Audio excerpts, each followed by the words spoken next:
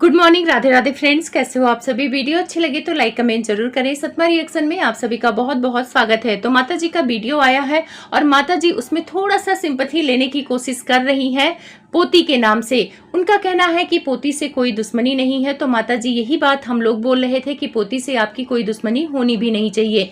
जब आपकी बड़ी बहू पोती को बोल रही थी कि उसका मुंह नहीं देखेंगे, तब आपको डांटना चाहिए था कि झगड़ा बड़ों बड़ों का है तो उसमें छोटे बच्चों को शामिल नहीं किया जाता है। आंटी समझ नहीं पा रही है कि बेटा घर छोड़ के किसकी वजह से जा रहा है। कभी कह रही है कि वो पहले से ही प्लान बना रहा था और कभी कह रही है कुछ औरतों की वजह से मेरा बेटा घर छोड़कर जा रहा है। अब यहाँ पे मेन मुद्दा है आंटी का सिंपैथी लेने आने का कि कमरा वो खाली नहीं कर रहा है, कमरा अभी वो लेना चाहता है, मतलब उसमें सामान रखा हुआ है। और माता जी का मतलब है कि पूरा कमरा खाली होना चाहिए ताकि उसमें माता जी अपना सामान रख सकें, लेकिन कमरा खाली नहीं हो रहा है। तो माता जी ने जो गोल गोल वीडियो में घुमाया है, चलिए बताऊंगी सीरियल वाइज कि मामला क्या है। तो अगर आप चैनल पे नए हैं तो प्लीज़ सब्सक्राइब कर लें। अगर आपको मेरी वीडियो अच्छी लगे तो लाइक कमेंट जरूर करें। तो माता जी का वीडियो आता है। माता जी कहती हैं कि वो इस टॉपिक पर बोलना नहीं चाहती हैं, लेकिन उन्होंने एक वीडियो देखा, अभी वीडियो देखा है जिसमें छोटा नवाब बोल रहा है कि अभी वहां पे बेड नहीं है तो अभी हम लोग नीचे सो जाएंगी। तो माता जी अगर आप वीडियो देखती हैं तो जब एक वीडियो देखा है तो दूसरा वीडियो भी देख लेती जिसमें वो सामान लेके गया है और उसने साफ साफ कहा है कि वहां पे बेड है, उसे बेड मिल चुका है, किसी बात की दिक्कत नहीं है, आराम से रह लेंगे। तो माता जी आधी अधूरी बातें आकर आप ज्ञान जो देती है ना, ज्ञान आप पर ही उल्टा भारी पड़ता है और फिर आप कहती कि लोग आपको गाली दे रहे हैं। भाई कोई गाली नहीं दे रहा माता जी, आपके वीडियो के अकॉर्डिंग पर लोग कमेंट कर रहे हैं, इसको गाली देना नहीं कहते हैं। माता जी पूरा इल्जाम लगा रही हैं छोटे बेटे पर कि कुछ लोगों को छोड़ रखा है गाली देने के लिए। तो अगर गाली देने के लिए छोड़ने की बात आए तो माता जी आपके ही सपोर्टर जो आपके बहुत खास हैं वही आपके छोटे बेटे को गाली दे रहे हैं, आपकी बहू को गाली दे रहे हैं, आपकी छोटी सी बच्ची को गाली दे रहे हैं। तब माता जी आपका ये ज्ञान कहाँ चला गया है? अभी तो मैं हाल में ही देख रही हूँ, एक दो दिन से देख रही हूँ कि आपके छोटे बहू को गाली दी जा रही है, छोटे बेटे को गाली दी जा रही है। तब आपका दीन ईमान नहीं घूम रहा है कि मेरे ही सपोर्टर जो मेरे बहुत खास हैं उनसे मैं गाली दिलवा रही हूँ छोटे बेटे को। तो ये क्या है माता जी? अगर देखा जाए तो आपने ग्रुप बनाया था ट्रेन में कि हमारा ग्रुप है बेटी, बेटा, बहू, मेरे पति और हम लोग बस एक परिवार है, बाकी जिसको जो करना है करे, बाकी नात रिश्तेदार भी मेरा उस पार्टी में नहीं जाएगा। तो उसी ग्रुप में ज्यादा लोग हैं। जो सामने वाली पार्टी है उसमें तो सिर्फ वो बंदा अकेला है, लेकिन जो आपका ग्रुप है गाली देने वाला उसमें आपके सपोर्टर हैं, जगत भाभी के सपोर्टर हैं, बेंगलोर वाली जिज्जी के सपोर्टर हैं। ये 3 सपोर्टर मिलके एक बंदे को गाली दे रहे हैं और एक बंदे के सपोर्टर मिलके अगर 2-4 शब्द आपको कुछ बोल दे रहे हैं तो आपको इतना बुरा लग रहा है। पर यहाँ पे गाली गलौज तो कोई नहीं कर रहा है, ऐसे कोई कमेंट मैंने नहीं देखे हैं कि कोई गाली दे रहा है। लेकिन हाँ, आपकी ममता पर सवाल जरूर उठ रहा है, आपके सास होने पर सवाल उठ रहा है कि आप बहू को परेशान कर रही हैं, क्योंकि वीडियो में जो दिख रहा है उसी के अकॉर्डिंग लोग कमेंट कर रहे हैं। तो चलिए माता जी के पॉइंट जानते हैं कि ये कहना क्या चाह रही हैं। तो माता जी का कहना है कि जो सामान लेके वो लोग गए हैं वो बहुत कम सामान लेके गए हैं, तो उन्हें पूरा सामान लेके जाना चाहिए, अपना बेड भी ले जाएं, अलमीरा भी ले जाएं। और आंटी का कहना है कि जो छोटी बहू के घर से सामान मिला है वो उसी का है, तो वे सामान ले जा सकते हैं, सामान खरीदने की जरूरत नहीं है। तो आप लोगों को लगेगा कि आंटी का मन परिवर्तन हो गया है जो इतना प्यार दिखा रही है छोटे बेटे पर। तो ये प्यार नहीं दिखाने आई है। आंटी का मतलब है कि उस कमरे में ये लोग अपना सामान ना छोड़े। अगर ये लोग सामान छोड़ के जाएंगे तो आंटी कमरा यूज नहीं कर पाएंगी। तो आंटी का मतलब है कि जब पूरा सामान चला जाएगा तो वो कमरा बड़े बेटे को दे देंगी, क्योंकि बड़ा बेटा वो कमरा मांग रहा था। शुरू में जगत भैया ने छोटे बेटे के मन में यही बात डाला था कि तुम्हारा कमरा मैं ले लेता हूं और तुम ऊपर वाले में चले जाओ, तभी उसके मन में कमरे वाली बात आई थी। तो यहाँ पे जगत भैया आग लगा के किनारे हो गए और फंस कौन गया? छोटा बेटा। खैर कमरे की ही तो बात थी, आंटी चाहती आप तो कमरा देके अपने घर को तोड़ने से बचा सकती थी। अब आंटी अपनी गलती तो लेंगी नहीं। तो आंटी का कहना है कि मैं अपने पति की कसम खा के कही हूँ कि इसमें मेरे बड़े बेटे बहू का कोई योगदान नहीं है, ये डिसीजन मेरा है। तो हाँ आंटी, हम लोगों को भी पता है कि आपका ही डिसीजन है घर से निकालने का, क्योंकि लाइव में आपने ही बोला था कि ऐसे बेटे बहू का मेरे घर में कोई जगह नहीं। ये बात आप परसों की लाइव में ही नहीं बोली है, ये बात आप उस दिन भी बोली है जिस दिन जगत भैया आए थे 1 तारीख को, और वहीं से कंट्रोवर्सी शुरू हुई है। उनका आना और छोटे बेटे के लिए एकदम से परेशानी का कारण हो गया। वो लोग कुछ अच्छा करके नहीं गए, लेकिन बहुत बुरा करके गए। वहां पे भी आप अपने छोटे बेटे को घर से निकलने की बात कर रही थी कि मेरा घर छोड़ दो। वहां पे जगत भैया भी कह रहे थे कि मेरा घर छोड़ दो, मतलब हमारा घर छोड़ दो, तुम में दम है, जाओ किराए पे लेके रहो। तो जब आप ही लोग उसको पोक करके बोल रहे हैं कि घर छोड़ दो, तो जब वो घर छोड़ने का डिसीजन ले लिया, तो यहाँ पे आके आप राम गाथा क्या सुना रही हैं कि कुछ औरतें हैं जो घर तोड़ना चाह रही थी और घर तोड़ दिया है, अब उनको सुकून मिलेगा। ये षड्यंत्र 1 महीने से चल रहा है, तो ये षड्यंत्र करता तो आप ही हैं। आप 1 महीने से आप ही तो कमरे का मुद्दा बना के रखी थी कि मैं कमरा नहीं दूंगी, आप चाहती तो 1 कमरा दे देती। तो वहां पे जो फ्लैट वाला मुद्दा आप लेके आई थी कि पूरा फ्लैट मांग रहा था, अगर आप 1 कमरा देती और अगर छोटा नवाब उसको नहीं लेता, तब पूरी ऑडियंस छोटे नवाब को गलत बोलती और आपको सर आंखों पे बिठाती आंटी कि देखो कितनी सास थी, कमरे की ही तो बात थी, सामान रखने के लिए कमरा दे दिया, पर आपने नहीं दिया। और जब आप फंसने लगी तब आके झूठ बोल रही हैं कि वो तो फ्लैट मांग रहा था। उसने तो राधा रानी की कसम खा के आपकी पोल खोल दी। तो जब जब आपकी पोल खुलती है, आपको लोग निगेटिव चीजें बोलते, निगेटिव नहीं, वो पॉइंट रखते हैं जो आपको गाली लगती है, क्योंकि आप दूसरों को गाली देती हैं, बद्दुआ देती हैं ना, तो दूसरों का पॉइंट भी आपको गाली ही लगता है। आप बोलती ना, जो जैसा होता है उसको वैसा ही नजर आता है। आंटी कह रही हैं कि छोटा नवाब घर छोड़ने का प्लानिंग बहुत दिन से कर रहा था, अब इनसे बर्दाश्त नहीं हुआ तो आके बोल दी। तो अगर वो प्लानिंग कर रहा था, अगर वो घर छोड़ता तो आंटी उसे गाली पड़ती, अगर वो अपनी मर्जी से घर छोड़ता। लेकिन एक बार आप लोगों ने पोक किया, फिर भी वो घर नहीं छोड़ा, इसका मतलब कि उसका मन ही नहीं था घर छोड़ने का, वो आप लोगों को छोड़कर जाना ही नहीं चाहता था। ऑडियंस ये सारी चीजें देखी, आप कितना भी मैनिपुलेट करिए अपने बड़े बेटे की तरह, लेकिन सारी ऑडियंस को समझ में आ रहा। जो आप कह रही हैं चश्मा जो आप लोगों ने लगा रखा है, चश्मा हटाओ, तो जो बुद्धिमान है उनका चश्मा हट चुका है कि आप गोलमोल करती हैं। आपका स्टेटमेंट एक वीडियो में कुछ और होता है, अगली वीडियो में चेंज हो जाता है। तो अगर वो घर छोड़ने वाला जो आप ये बोल रही हैं कि वो घर छोड़ना ही चाहता था, तो ये भी मुद्दा सिरे से खारिज होता है। और घर छोड़ने का डिसीजन उसने कल इसलिए लिया क्योंकि आप उसकी बीबी को खरी खोटी सुना रही थी, सारा इल्जाम उस पे लगा रही थी। अब यहाँ पे एक चीज और देखना, फिर से घूम फिर के आ गई हैं रिएक्शन वालों पे। अब यहाँ पे छोटी बहू को तो नहीं बोल सकती हैं क्योंकि बोली थी तो भाई वहां निगेटिव कमेंट्स आ रहे थे। तो वो 4 औरतें कौन है आंटी जो आपका घर तोड़ रही हैं, जिसकी वजह से छोटा नवाब आपको छोड़ रहा है? उन 4 औरतों का नाम तो बताइए। ऐसे आप बोलेंगी कि हाँ वो 4 औरतें घर तोड़ रही थी, तो क्या लोग मान लेंगे? सब कोई जानता है कि आप लोग सिर्फ ऐसे कंटेंट बनाते हो 4 औरतों का नाम लेके। है दम तो बताइए ना वो 4 औरतें कौन है कि जो आपके बेटे को भड़का रही हैं। उसके बाद आंटी कह रही हैं कि जब पोती नीचे सोएगी तो लोग मुझे गाली देंगे, और गाली दिलवाने के लिए ही वो बेड लेके नहीं जा रहा है। तो वो बेड लेके नहीं जा रहा, बहुत अच्छा कर रहा है आंटी, वो उसका कमरा है और वो कमरा हमेशा के लिए उसी का रहेगा। अब चाहे कुछ भी हो, जो जगत भैया कहते हैं कि सिवान में उनका भी हक हिस्सा है, तो उसी तरह सिवान में उसका भी हक हिस्सा है। कौन सा जगत भैया आपका सेवा करने आ रहे हैं, कौन सा आपकी आरती उतारने आ रहे हैं। आंटी कह रही है कि घर छोड़ के अगर वो जाएगा तो मेरा कोई नुकसान नहीं है, क्योंकि ना वो मेरी सेवा करती थी बहू और ना मुझे पैसे देते थे घर में। तो ठीक है आंटी, वो पैसे नहीं देता था, बहू सेवा नहीं करती थी।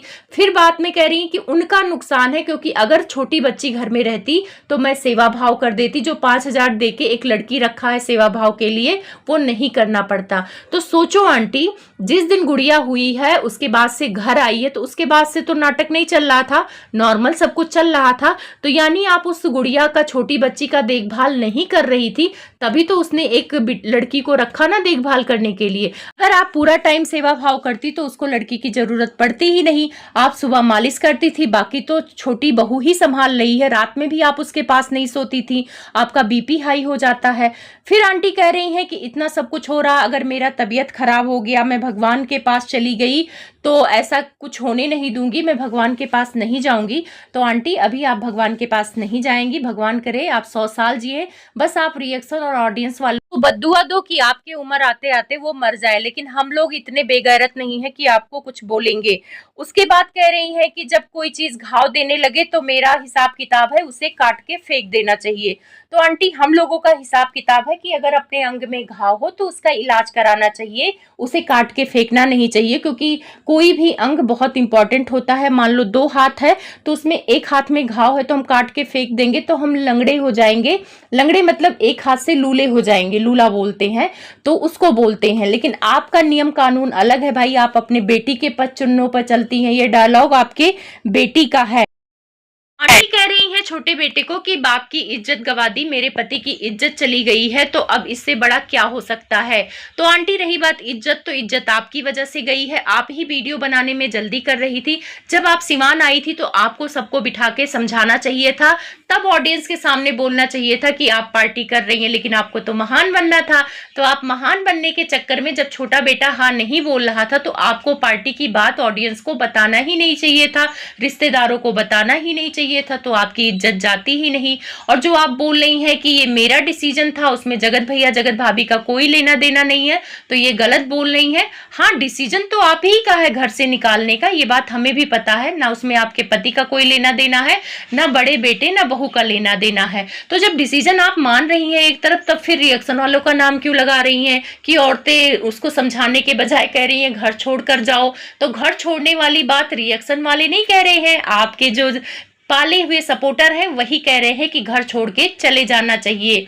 तब तक इस मामले में आपका बड़ा बेटा बहू नहीं शामिल थे, ये मामला सही था। और जैसे ही 1 तारीख को वो लोग आए, कंटेंट के लिए मारामारी किए और उसके बाद लड़ाई किए फोन पे, तब ये मामला बिगड़ा है। जो आप आके यहाँ पे सिंपैथी कार्ड खेलती हैं कि लोग मुझे कह रहे हैं कि बुरी माँ है, तो मैं क्या बुरी माँ हूं? नहीं, माँ कभी बुरी नहीं होती है, लेकिन आपने हालात ही ऐसा पैदा किया है, भेदभाव माँ करती हैं। माँ बुरी नहीं होती है, लेकिन अपने ही सगे बच्चों में भेदभाव करती हैं। और आपने एक बात और कबूला है, आप अपनी दुख भरी कहानी में उसको अनवांटेड बोला था और आज आपने ये बात सच में कबूल लिया है। इनका कहना है माता श्री का कि तुमने हमें पैदा नहीं किया है, हमने तुम्हें पैदा किया है। तो वो बात सबको पता है आंटी कि आप ही और अंकल मिलके ही पैदा किए हो उसे।